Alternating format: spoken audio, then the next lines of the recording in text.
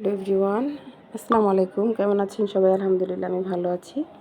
তো আমি Dolly blog page থেকে বলছি, ডলি আক্তার। তো অনেক দিন পরে ভিডিওতে একটু ভালোভাবে ভয়েস দিব চিন্তা ভাবনা করতেছিলাম। তো আজকে রান্না করতে নিয়ে আসলাম খাসির ভুঁড়ি। তো সবাই তো আর এটা পছন্দ করে, কেউ করে না। তো আমার কাছে বেশ ভালো লাগে।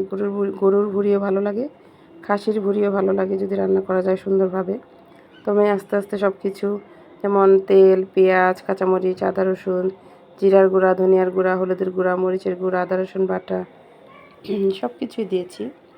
দিয়ে ভালোভাবে আস্তে আস্তে সব কিছু মশলাপাতি ভালো করে কষানো হচ্ছে। এখন ভালোভাবে কষানোর পরে আমি আবার ভুঁড়িটাকে প্রেশার কুকারে 4-5টা সিটি দিয়ে নিয়েছি যাতে নরম হয়। তো মশলা কষানো হচ্ছে। ভালোভাবে কষানোর পরে ভালোভাবে যে ভুঁড়িটা আমি সিটি দিয়ে 4-5টা সিটি দিয়ে নিয়েছি প্রেশার কুকারে, নরম করে নিয়েছি।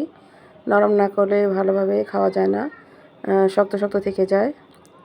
আর যেহেতু কারেন্টের চুলায় রান্না করি, এই জন্য খুব শর্টকাটে রান্না করতে হয়।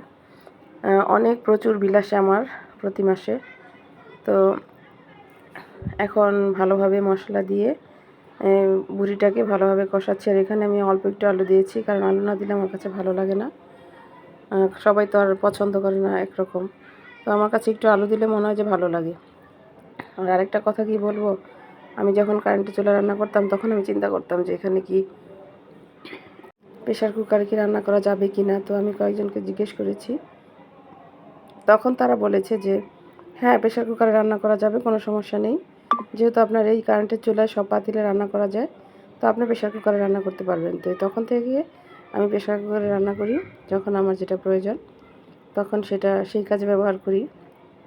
আর এমনি যে এই হাঁড়িগুলো আমি কিনেছিলাম চুলা রান্না করার জন্য, তো এই জন্য এই হাঁড়িতেই রান্না করি। আর এই হাঁড়িতে রান্না করি প্রায় 2 বছর হয়েছে।